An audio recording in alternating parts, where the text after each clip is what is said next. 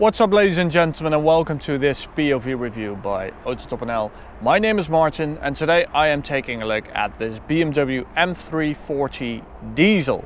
So I'm going to walk around it, show you the cool spec we've got it in, take it to the Autobahn and go for an Autobahn blast. So the M340d, as you might know, we are a big fan of the M340i, especially the touring version. So on the outside there are no differences when you compare the M340i and the D.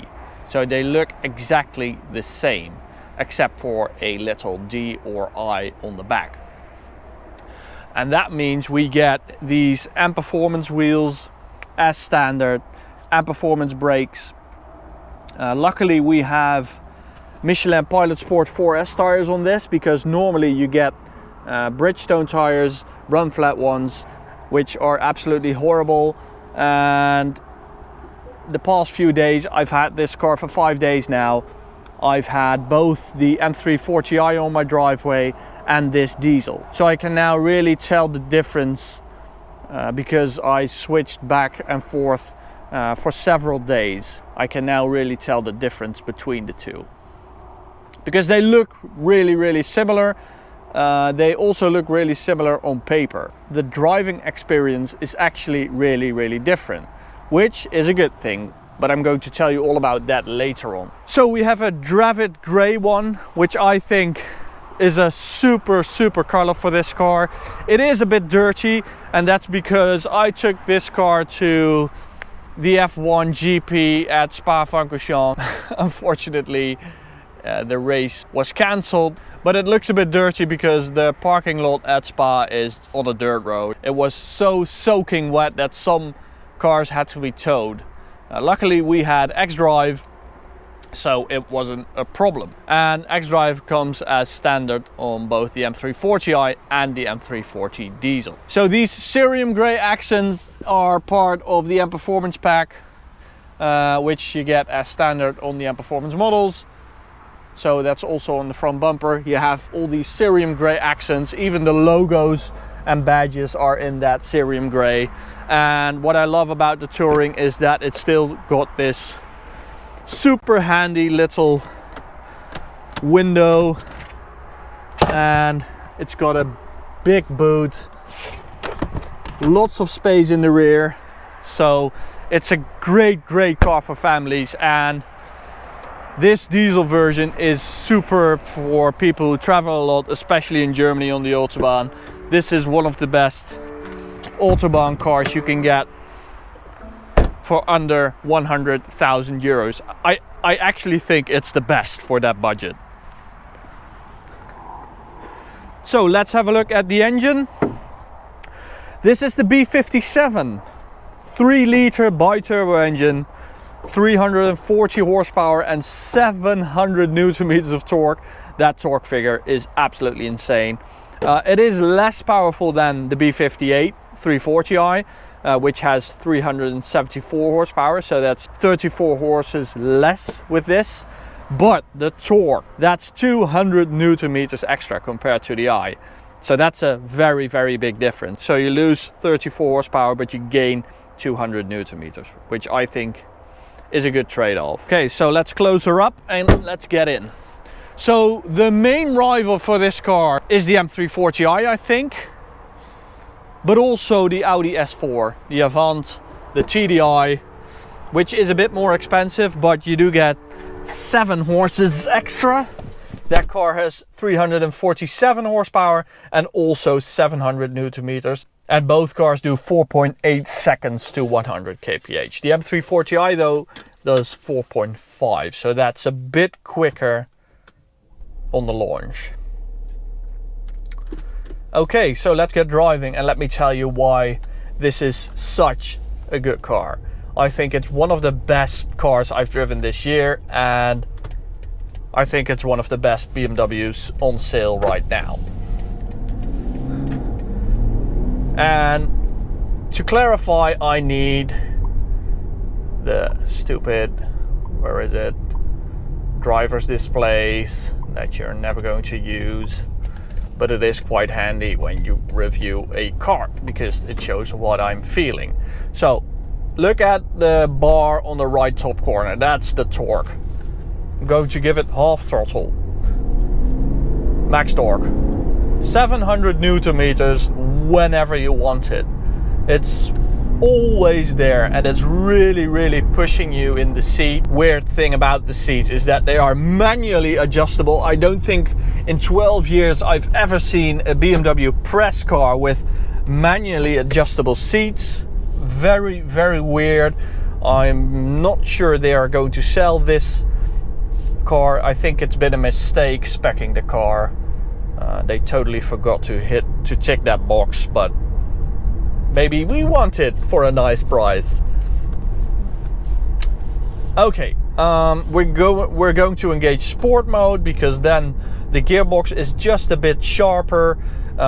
It shifts harder, which you really notice. The ESP I'm going to put into sport mode as well, and the gearbox. And that means everything is a lot sharper. You really notice the drivetrain getting more aggressive instead of, you know, leaning on the torque. It's now really sporty, and you wouldn't say it's a diesel engine. It doesn't feel like a traditional diesel. It also sounds pretty damn good, if you ask me. A lot of that is fake sound. Oh, that's a hard launch, and that's 100 kph with launch control. First thing I'm doing when I get into these cars is turn off the stupid safety systems. And it's really rear-wheel driven, this car. It sends all the power to the rear except for when it like loses traction, and then it sends the rest of the power to the front. And that makes for a very entertaining car, and I just love it.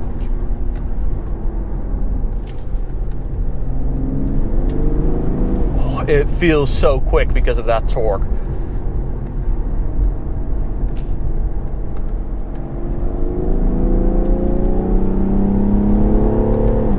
Oh, that's a bit too quick. Sorry, Germans.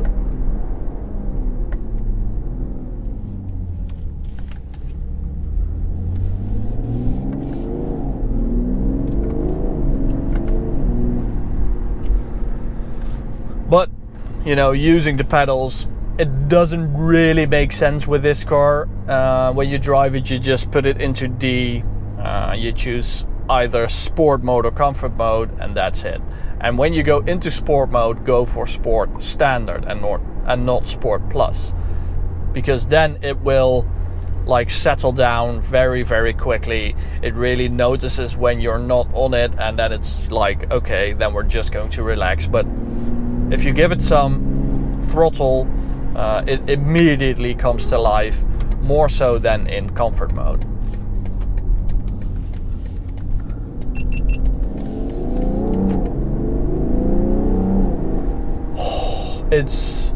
It's always there, that big torque number. That's the biggest selling point of this car.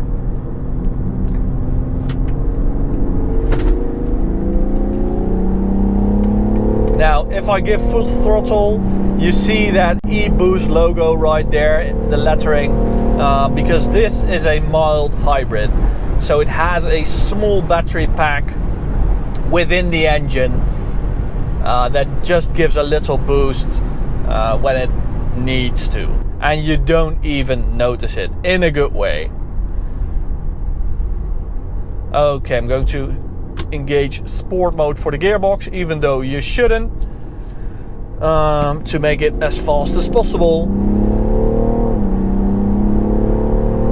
Very nice and aggressive shifts in sport mode, really like that. And 200. Now 100 to 200 in this car, high 13s, which is great, but it's not as fast as the I. But going flat out is not what this D is about. And that top speed, 254 on the speedo. and it got up there pretty damn quickly, if you ask me.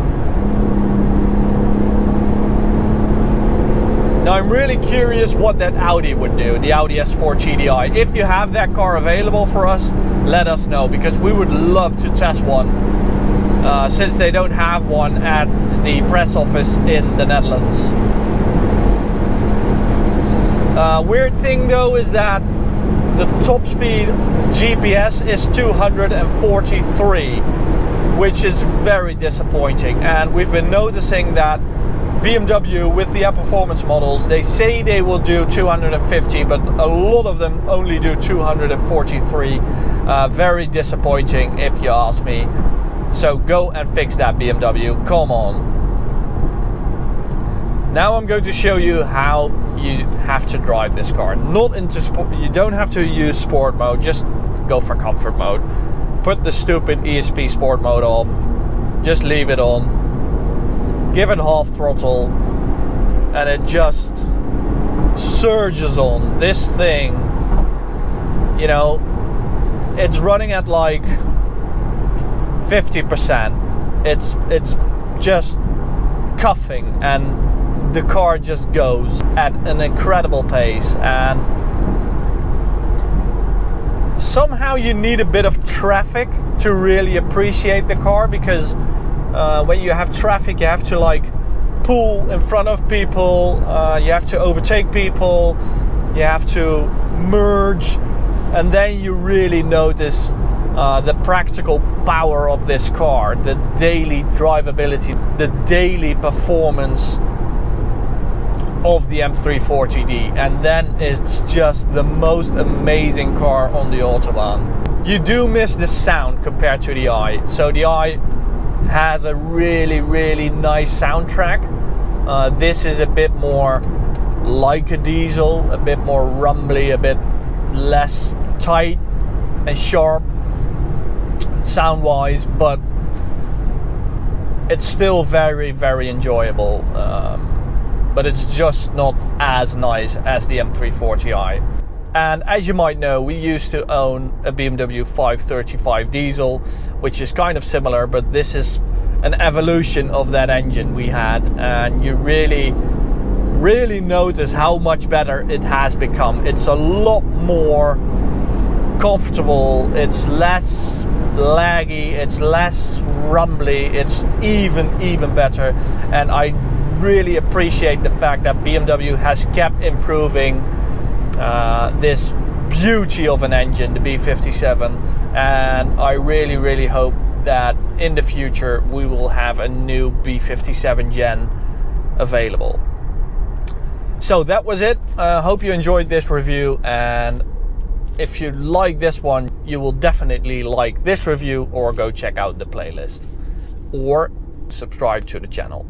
Bye guys.